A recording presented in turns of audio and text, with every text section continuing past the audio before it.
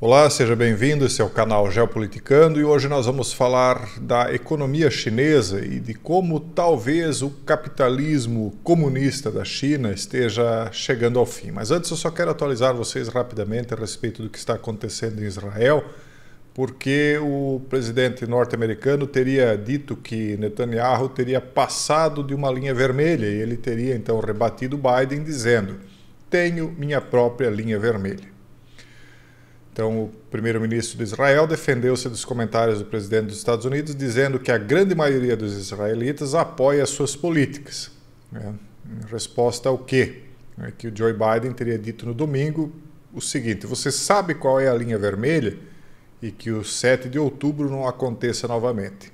Então, ele quer dizer o quê? Que se o Netanyahu não recuar do que seria então essa linha vermelha, ou se ele seguir adiante, possivelmente aconteceria uma repetição do 7 de outubro, que Biden então estaria torcendo para que não acontecesse novamente. Netanyahu fez seus comentários a Paul Rosenheimer, vice-editor-chefe do jornal alemão Bild, que estava reportando para Axel Springer, etc, etc. Tem até uma outra reportagem aqui, ó. Biden pode condicionar a ajuda militar se as IDF entrarem em Rafah. Eles... bom, isso aqui é outra situação. Então, 4 responsáveis norte-americanos confirmaram ao político que o presidente está a ponderar a opção. Biden considerará condicionar a ajuda a Israel se Jerusalém avançar com a conquista do último reduto do Hamas, Rafah, no sul da faixa de Gaza. Eu aposto com vocês que eles vão até o final. E eu me surpreendo um pouco com toda essa preocupação a respeito dos Estados Unidos ou do Biden aí com o Hamas. Será que é com o Hamas ou será que é com o Rafah? Será que é com a Palestina?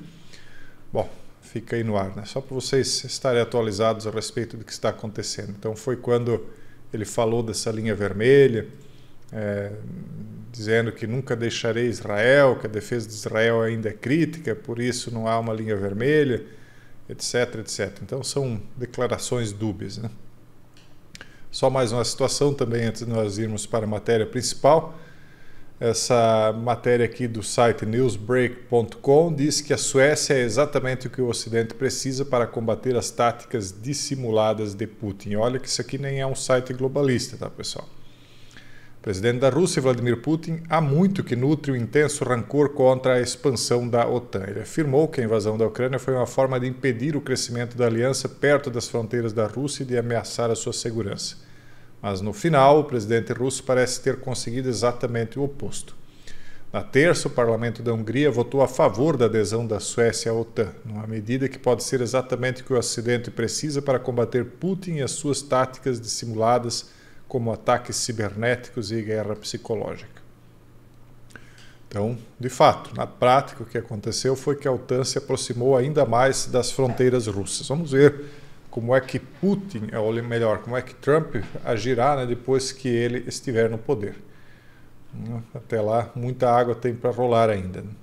Aliás, eu não sei se vocês ficaram sabendo, o Ray Dalio foi no show da Taylor Swift, ou do Taylor Swift, e disse que ele deveria ser o novo candidato à presidência no lugar do Biden. Então, a coisa está desesperada. Mas o que eu queria mostrar para vocês mesmo é essa matéria aqui, ó. Futuro do capitalismo comunista na China. Isso aqui saiu no Financial Times, que é um site já daí bem mais voltado para as ideias liberais e globalistas, né? Então ele começa perguntando aqui na matéria: qual é o futuro econômico da China? E aí eles falam do blá blá blá, como é que a China se desenvolveu, falando que o Deng Xiaoping é que deu essa abertura e perguntando se agora o Xi Jinping é que vai reverter tudo que o Deng Xiaoping fez com a economia chinesa. Inclusive eles mostram aqui em um gráfico como é que foi o crescimento econômico dos países, né? Então eles pegam, por exemplo, aqui no ano 1000, no ano 1200, 1400, 1600 até o ano 2000. Então as economias vieram mais ou menos equilibradas, com o Império do Reino Unido, né, o United Kingdom, prevalecendo, porque ele era o Império Superior na época, né, em 1800, então começou a ocorrer aqui algumas mudanças, né? O Japão, essa linha vermelha aqui, saltou bastante, né, em poderio econômico. Os Estados Unidos começou a alcançar o Reino Unido também a partir de 1800, ultrapassando ele no pós-guerra, que nós vemos que os Estados Unidos passa a economia do Reino Unido. E aí a China vinha mal, né, economicamente, até que, né, lá por 1970, 1960, então Deng Xiaoping fez os acordos com os norte-americanos e eles saltaram economicamente lá para cima. Aqui eles não colocam a economia chinesa como a segunda maior do mundo, mas em tese ela seria a segunda maior do mundo. E a Índia também saltou, né, mais ou menos na mesma época. Só o Brasil aí que ficou bastante para trás. Então eles perguntam, será que isso será seguido ou o Xi Jinping vai retroceder nesse sentido? É que eles mostram o crescimento, como a economia chinesa vinha crescendo nos últimos anos. Então na década de 90, em torno de 8% ao ano, sempre era um crescimento astronômico, né, vertiginoso. Chegou a 10%, um pouquinho mais de 10% ao ano no ano de 2010. Né? Então sempre que em torno de 8, 9, ele variava nessa faixa aqui. Aí perto de 2005 em diante ele começa a ir para um crescimento de 10% ao ano, voltando aqui mais ou menos lá por 2015, de lá para cá então começou a cair. 9, 8, 7, o que é ainda assim um crescimento muito grande. Mas em 2020 então houve aquela estagnação por conta do flagelo de 2020, e de lá para cá então uma queda grande, né, no crescimento do PIB. Né?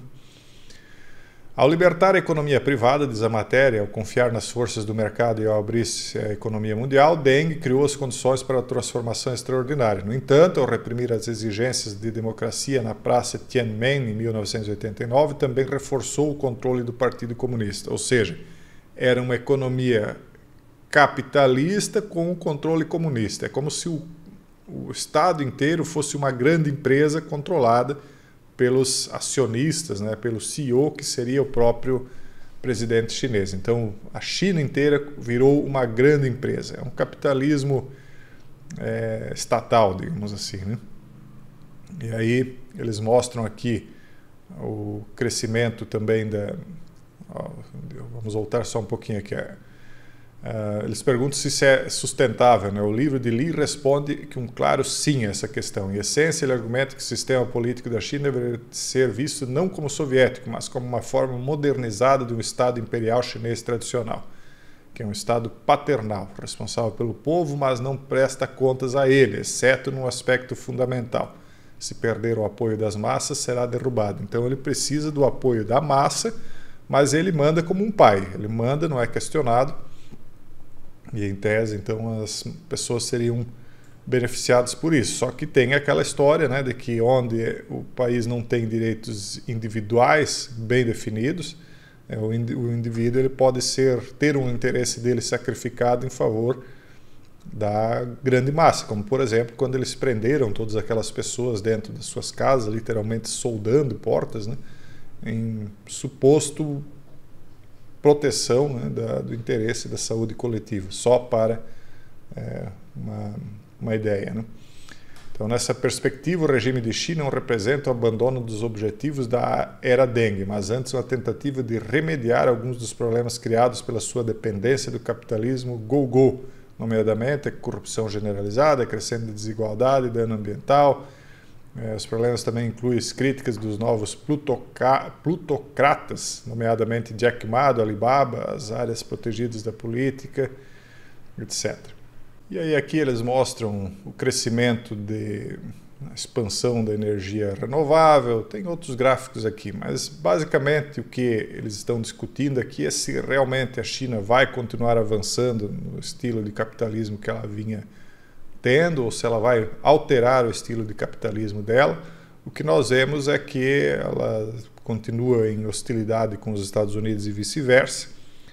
E na minha concepção, na minha visão, o que está acontecendo é que ela está nitidamente querendo competir pelo primeiro lugar e os Estados Unidos não querem deixar o posto. E é disso que se trata. Essa batalha entre os dois países é para ver quem é que vai preponderar nos anos seguintes. Em quem é que vocês apostam? Coloque aí nos comentários. Quem é que vai preponderar? Será que um dos dois prepondera ou o mundo se divide em vários grupos?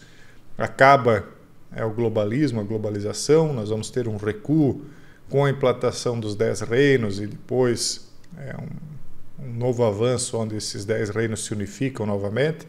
O que vocês acham? Coloquem aí nos comentários, porque a contribuição de vocês ajuda para que eu compreenda como é que anda o entendimento de vocês e muitas vezes soma no meu conhecimento também. Tá bom? Esse era o vídeo de hoje, um forte abraço a todos e até o próximo vídeo, se Deus quiser.